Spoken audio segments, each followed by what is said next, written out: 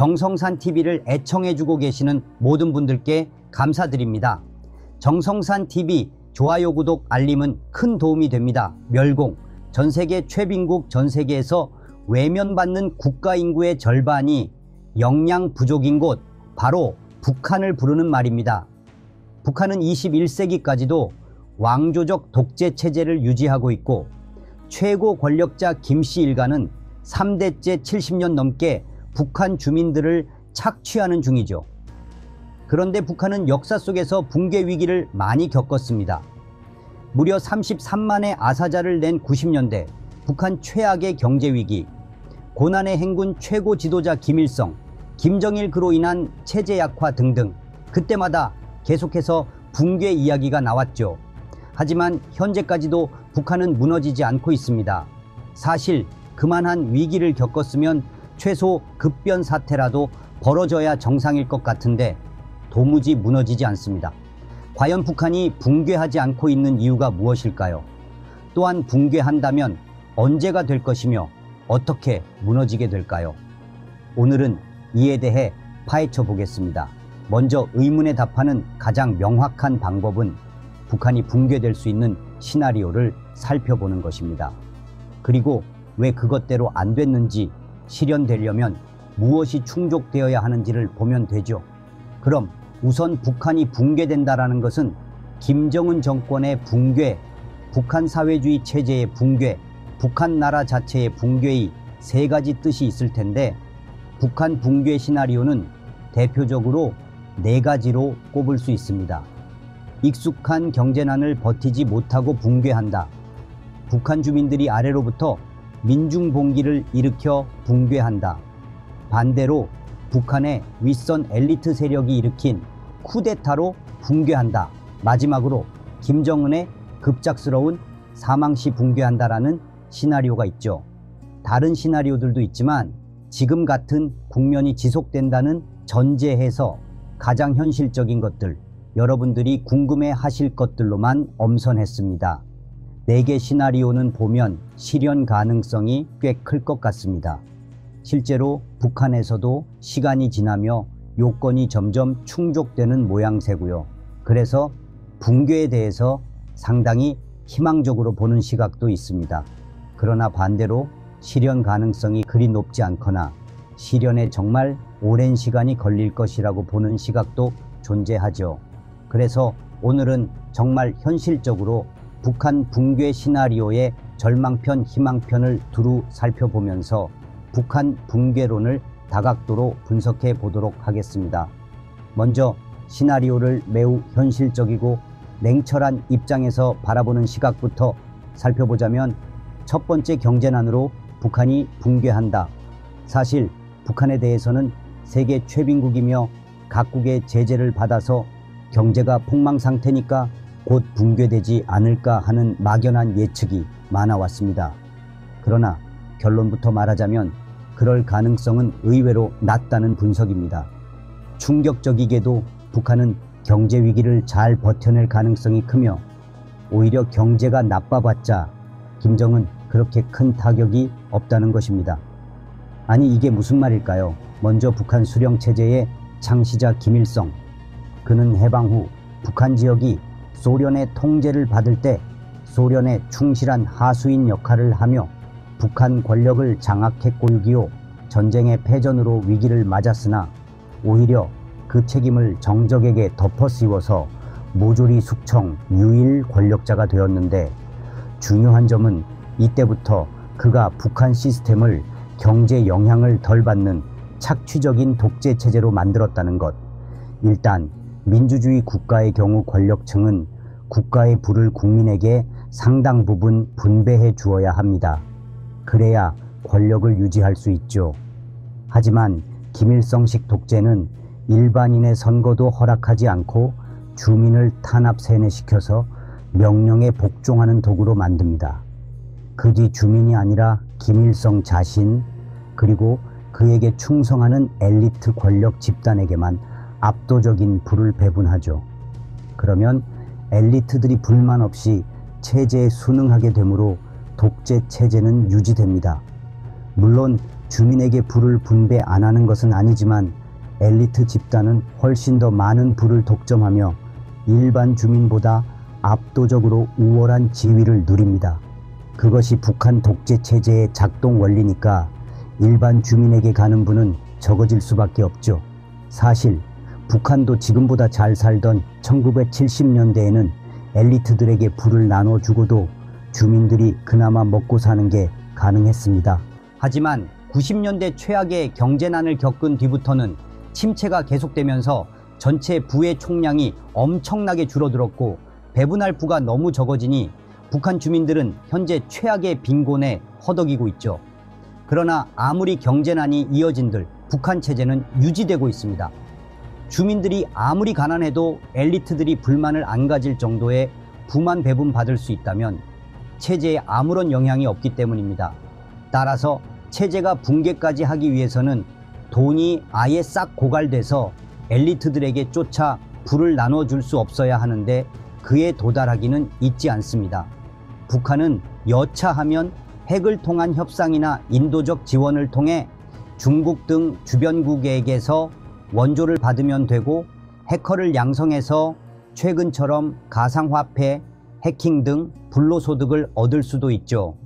즉 정권을 유지할 만큼의 돈을 얻는 루트는 있는 것입니다. 따라서 웬만한 대공황급 위기가 아니면 경제난으로 붕괴하기엔 현실적으로 쉽지 않다는 분석이죠. 충격적인 이야기지만 그래도 경제난은 그렇다고 합시다. 궁금한 건 북한 주민이 이렇게나 가난하고 착취당하는데 가만히 있겠냐는 것입니다. 당연히 두 번째 시나리오 주민봉기로 북한이 붕괴된다가 실현될 수도 있지 않을까요? 하지만 이것도 가능성이 아주 크지는 않습니다. 일단 20세기 때를 보면 역사적으로 북한 주민들은 무려 33만이 굶어 죽는 고난의 행군 때도 한 차례의 유의미한 영향을 주는 반란도 일으킨 바 없습니다. 도대체 왜일까요? 당시 김일성이 북한 주민을 완벽히 통제하고 있었기 때문입니다. 김일성은 북한 주민들을 영유아 때부터 역사 왜곡으로 주체사상 세뇌 교육을 시켰고 성인들도 모든 외부 정보를 통제해 김씨 정권 이외의 세계를 생각할 수도 없게 만들었습니다. 또한 고난의 행군 때도 경제 위기의 책임을 간부들이 일처리를 못한 탓으로 돌려 주민들의 불만을 잠재웠고요. 얼마나 세뇌가 심했냐 하면 1998년 탈북자 1700여 명을 대상으로 조사한 결과 북한의 식량 당시 지도자 김정일 탓이라며 비판한 사람은 8%에 불과했을 정도입니다. 20세기까지는 그래왔죠. 하지만 고무적이게도 20여 년이 지난 지금은 양상이 꽤 달라지긴 했습니다. 북한은 현재 생각보다 훨씬 오픈돼 있죠. 고난의 행군식이 아무리 세뇌를 시켰어도 주민들이 굶어 죽는 판국에 김씨 일가는 생계보장 수단은 필요했습니다. 그래서 울며겨 자먹기로 장마당이라는 북한식 시장을 여는 걸 허용하고 그곳에서 장사해서 주민들이 먹고 살 수 있게 했죠. 사회주의 체제, 북한에서 시장은 불법이지만 장마당이라는 북한식 시장을 여는 걸 허용하고 체제 유지를 위해 묵인한 것입니다. 그런데 이 장마당이 큰 변화를 일으켰습니다. 시장에는 북한 국내외에서 들여온 온갖 상품이 진열되고 밀거래도 많이 이루어집니다. 때문에 오히려 장마당에서 자본 진영의 금지 서적들이 사고 팔리면서 김일성의 실체를 아는 사람이 매우 많아졌고 또한 장마당에는 각종 태블릿, 노트북형 플레이어 등 영상물을 시청할 수 있는 전자기기들도 유통되는데 쌍원 하나 단돈 5만 원 주고 구입할 수 있습니다. 이걸로 해외 콘텐츠를 시청할 수 있고 그중 북한에서 인기 있는 건 한국 드라마입니다. 한화 1000원이면 드라마 CD를 쉽게 구입할 수 있죠. 그래서 2018년에는 한국 인기 드라마가 방영된 지 며칠 만에 북한에 들어왔으며 실제로 한국 드라마 주인공이 입은 패션이 북한에서 큰 인기를 끌었습니다. 즉 북한 주민도 생각보다 훨씬 자유에 대해 잘 알고 체제 반감이 생긴 사람도 많습니다. 그럼 당연히 봉기가 일어나야 하는 거 아닌가 하실 수 있지만 안타깝게도 그러기가 정말 어렵습니다. 당국의 엄청난 통제로 인해 불만이 있어도 조직화되기가 힘들기 때문이죠. 불만을 가진 이들이 새를 키우려 해도 북한 당국은 휴대폰을 24시간 도청하고 스마트폰 사용자는 방문하는 모든 페이지가 스크린샷으로 촬영되도록 강제하고 있으며 북한에는 언론 출판 집회 결사의 자유가 없으니 생각을 퍼뜨릴 수도 없습니다. 이렇듯 살벌한 통제 때문에 주민봉기가 북한이 붕괴될 정도로 대규모로 일어나는 것은 매우 어렵습니다. 북한 엘리트 중 불만 세력이 쿠데타를 일으켜서 정권을 붕괴시킬 수 있지 않을까요? 이것도 꽤 가능성 높은 시나리오로 꼽히는데 문제는 넘어야 할 산이 많습니다. 김정은의 급사 시에는 그래도 붕괴될 수 있지 않을까요? 이것이 가장 가능성 시나리오를 점쳐지기도 하는데 일단 김정은이 후사를 생각지 못하고 급사했을 때 그 후계자는 백두혈통 요건도 충족하고 엘리트들도 불만을 가지지 않을 정도의 인물이어야 합니다. 그런데 그런 인물을 갑자기 찾으려면 쉽지 않고 후계 문제로 갈등이 벌어지기 쉬워서 그 과정에서 내분으로 정권이 붕괴할 가능성이 높습니다. 하지만 우리는 생각해 봐야 합니다. 체제와 운명 공동체인 북한 지도부의 엘리트는 당연히 이를 대비하려는 노력, 그래서 이미 견고한 권력 유지 시스템이 마련돼 있습니다. 일단 현 북한 최고 결정권자는 당연히 김정은입니다. 그런데 사실 김정은이 모든 걸 다 하는 건 아닙니다. 그의 권력을 창출하고 국가를 유지하는 전문 엘리트 집단이 구축돼 있죠. 바로 당 정책안을 작성하는 당중앙위원회 전문 부서들입니다. 북한 최고 전문가들로 구성된 당중앙위원회는 체제를 유지하는 정책을 끊임없이 만들어내고 정책안을 김정은에게 올려 북한 체제를 유지하는 활동은 사실상 이들이 핵심이니 김씨 일가의 권력을 자동화하는 집단적 커맨드 센터가 구축되어 있고 김정은 은희를 꽉 틀어지고 있는 것입니다. 결국 김정은이 급사해도이 커맨드 센터는 건재하니 이들이 빠르게 대체자를 확립해 시스템을 재가동하면 생각만큼의 혼란은 발생하지 않을 수 있다는 분석입니다. 쿠데타, 붕괴 시나리오도 사실 아무리 북한 지도부가 개국 공신들로 꽉 채워져 있다. 시간이 지나면 2세, 3세 끊임없이 숫자가 불어날 텐데 그럼 한정된 부를 이들 모두에게 불만 없이 공정히 배분하는 것은 불가능. 역사를 보면 개국 공신이 너무 많이 늘어나서 나중에 감당하기 힘들게 된 사례가 많죠. 게다가 사회에 각종 다양한 문물들이 퍼지면서 점점 독재자가 엘리트에게 제공할 파격적인 보상의 폭은 좁아지고 있습니다. 그리고 쿠데타가 멸균에 가깝게 차단되어 있다고 이야기했었는데 표면상으론 그렇지만 쿠데타가 완전히 불가능한 건 아닙니다. 다들 아시듯 김정은은 권력을 위해서 2013년 고모부 장성택을 처형했는데 그 처형 제목이 장성 방 곳곳에 포진한 광범위한 인맥을 통해 쿠데타를 획책했다라는 것이었습니다. 즉 쿠데타를 충분히 일으킬 수도 있는 상황이었기 때문에 김정은이 처형을 했다고도 해석할 수 있는 것이죠.